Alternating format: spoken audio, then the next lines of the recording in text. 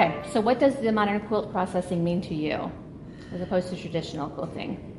Modern quilting is freedom to me. I was telling one of my students in my class earlier today, that when I started quilting, I would go to quilt shows and I would never feel like there was something there that got me inspired or exciting. I was like, I can appreciate the work, but that's not what I want to make. And so I just made what I wanted to make. And then as the modern quilt movement grew, it was like, oh, that's where I belong. That's where I'm supposed to be.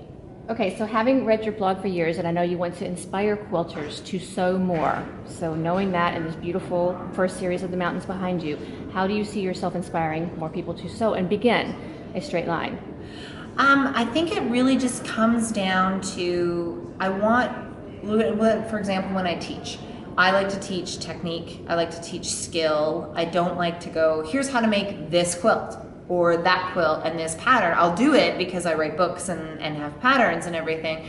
But I really want people to go into a class and leave it going, oh, now I can go home and do this and this and this and this. And that's way more exciting to me than seeing a whole bunch of duplicates of something that I've done, because then I've inspired quilters to quilt. And creativity is nothing more than getting your butt in the seat and doing something. And inspiration's this ephemeral thing, but it's not.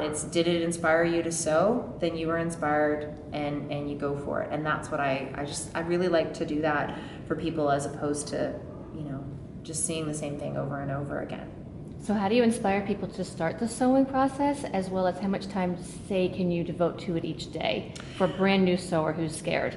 I think what the brand new sewer needs to understand is that a lot of the things that they're seeing that are really inspiring are being made by people who've been sewing for a long time. And so to remember that when you start out, you're not going to make this fully improvised piece with really dense stitching and everything, that you have to start somewhere, and that we started somewhere too. My very first quilt was a single Irish chain.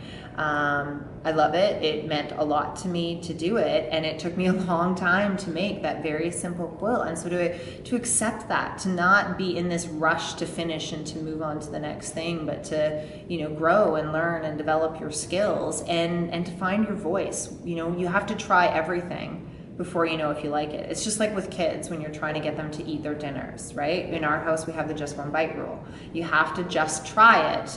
And if you don't like it, that's fine, but you're not going to know that you didn't like it unless you took that one bite. And it's the same with any skill or technique or fabric or anything else with quilters, is try all the techniques, learn all the things that you can, and only in doing that will you go, I love improv, I can't stand improv. I love circles, y'all never touched a drunkard's path in my life, but you won't know that unless you try it. And so I really like to just have encourage people to try as many things as they can, and for me to teach them as many things as I can, so that they're doing that.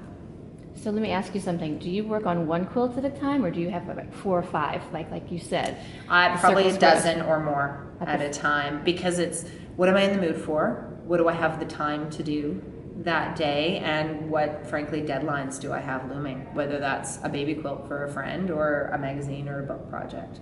So the very last question is, how many quilts do you have unfinished in your stash? That's a good question. Today, I don't know the exact number today, but I counted it up a few months ago, and I think it was at 42 or 43. And I finished a few of those since, but I know I've also started a couple since. So it's probably still around the 40, and I'm totally okay with that. It doesn't embarrass me. It's a point of pride. What are you teaching here at QuiltCon? Here at QuiltCon, I have been teaching values, so how to find the relative light and darkness in your fabric, which is, again, a technique, right? I want people to go home and change the way they're going to make all of their quilts from now on, because they've learned this technique. And then another class that I'm doing is improv with intent. And so that's a lot like the quilt behind me here, which was inspired by Mountain Meadows, but it's completely improvised. And so we're going to be talking about how do you take that inspiration and intention and then using improvisational piecing turn it into a quilt.